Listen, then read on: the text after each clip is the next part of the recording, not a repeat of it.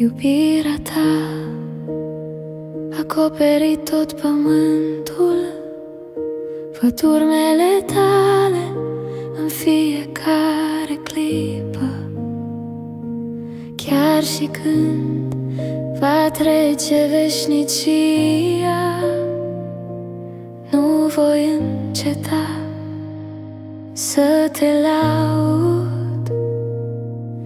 Tu ești Domnul atotputernic, slava ta strălucește mai puternic decât toate stelele.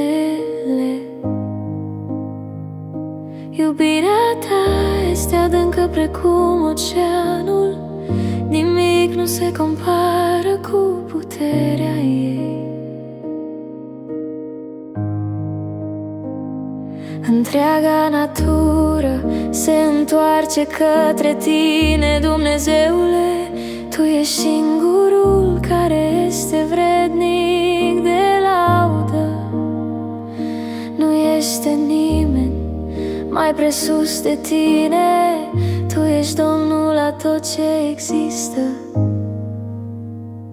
și doar tu domnești.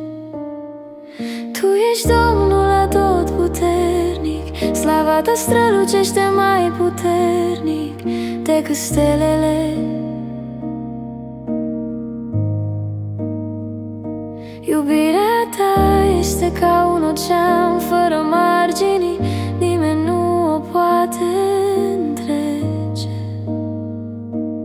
Tu ești Domnul care umple cerul, iubirea ta nu are hotare, nu este nimic care să se compare cu tine.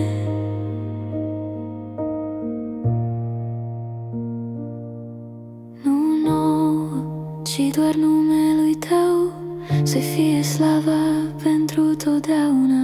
Doar tu ești vrednic de toată slava, slăvește-te, Sfinte Doamne, nu pe noi, ci numele tău să laude tot pământul.